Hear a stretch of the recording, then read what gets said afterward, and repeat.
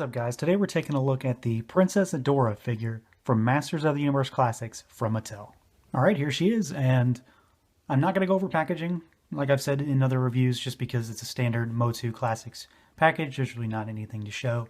You can see the He-Man or Skeletor reviews if you need to see that kind of stuff. As far as this figure goes, I like her. I think she's pretty solid. She's not the greatest. She doesn't, really wow me or anything, but I like her. I think she's pretty good. Sculpt is alright. A couple nitpicky things, and that's about it. Paint's alright. Articulation isn't half bad for a female figure. Different kind of sculpt, so it gets different articulation points in places. So let's go over figure and take a look. As far as articulation goes, we'll go over that first real quick. Head is on a ball, but its range of motion is limited, and this is one of my gripes because of the hair. There's not a whole lot they can really do about that. The hair is what it is. It's a big chunk of plastic, so it's going to cause problems. Arms go more than farther up than they probably need to, really. They really have a wide range of motion with this figure. She does have a bicep swivel, single jointed elbow, which really doesn't have a great deal of motion, but it's almost 90 degrees. There is wrist swivel rotation like we've seen with the majority of MOTU Classics. There is no articulation in the torso, though. There's no waist swivel, there's no crunch.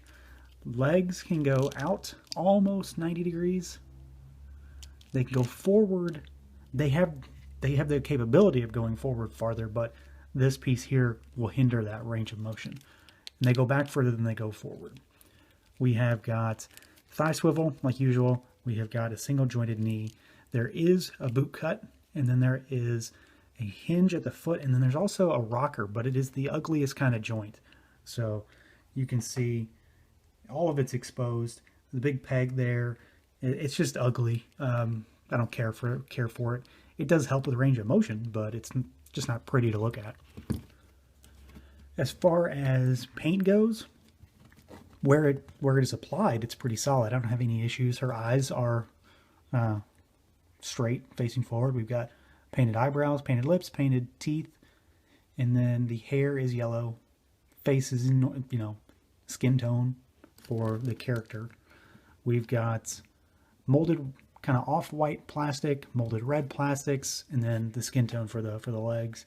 We've got the brown shoulder pads here, and then we've got the red gauntlets. The belt is painted black with gold accent on the buckle. We've got the other secondary belt, holster belt, because this is a separate piece with the gold peg, and then it's the actual holster has got some decoration with the gold paint on that. Now, as far as that goes, it's pretty good. I don't have any real issues there. I don't have any problems, so nothing really to report.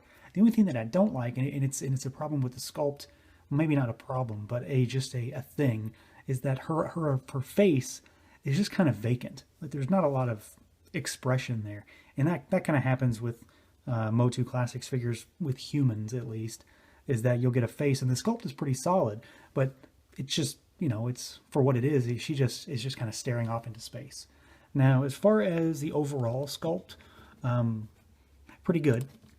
Hair's nicely sculpted. Again, it's one big piece of plastic, but there's a lot of line work in there to show the various strands of hair. We've got this torso that has the nice sculpted bodysuit that she wears. The gauntlets are sculpted, and then we've got these sculpted pads on there. What I don't really like, and this is kind of the key problem with this figure, is this like granny panty diaper type thing that she has on. It makes her look a little too more elongated than she should, as well as hindering articulation. It is pliable. It's a gummier type plastic, so it's not going to get in the way too much, but at the same time, if you do too much with it, you can make it crack over time, especially if you leave it in that kind of pose. If you could get her sitting down, for example, and it's just a nitpicky thing. It doesn't, at the end of the day, it doesn't really hinder me too much because I'm not going to put her in a position where it's going to mess that up, but it's just something to note. The boots are also sculpted pretty well. I like the design. I like the cuffs. I don't, obviously don't like this joint here, but everything looks pretty good. She's a decent looking figure. She's not anything to really write home about. She's not going to be the centerpiece of your collection, but she's certainly not bad. And I think they pulled off a good female form with this figure. All right, now as far as accessories go, she has two. We've got her blaster, which is just a silver plastic with some gold accents on it. She can hold it in either hand. You generally would probably put it in her left because you're going to have her sword, the other accessory, in her right most often. And it fits in there just fine. And then it'll go in the holster here. And once it's in there, I mean, it's going to stay. You're not going to have any problems with it coming out. It's a nice fit. The other accessory, like I mentioned, is her sword of protection. So this is just silver molded plastic, but it's got those two pearlescent, translucent kind of teal gems that you see. So very reminiscent of the show. And I think it looks really good. My only real issue with this is that due to how this figure is articulated, you can't really get her in the greatest pose where it looks really, believable, I guess, that she's holding the sword aloft, doing her For the Honor of Grayskull spiel, because, for one, the hand articulation is so limited. There's only just rotation, but then her head, she can't really look up, so she can't look at it. So that's, that's kind of a negative for me, but it's not anything too crazy. It's also not a deal breaker. And then of course it can also fit in the sculpted holster that she has on her back. So that fits in there just fine, and it looks good there. But I'm almost always going to be displaying it with the, with the sword in hand in one capacity or another. So for what it is, I like it. There are some limitations with the figure in terms of how you're going to display her with it maybe, but she looks good holding it, and it's a good accessory. All right, now overall, I'm pretty pleased with Adora. I do have a few gripes, obviously. So I think her face maybe could have been a little more emotive, a little more expressive, but it's a good face sculpt and it's well made. So I don't have any, real issues. It's just more of a pet peeve, I guess. The articulation issues where she can't hold the sword in the way that I would truly want is another just pet peeve of mine. For what we're given here, it's a good package. Articulation is there. Sculpt is pretty solid. I don't really like the granny panty diaper thing that she's got going on there. Obviously, the lack of any kind of torso articulation is a negative, but it hasn't really, brought me down in any way, so it's not a huge deal.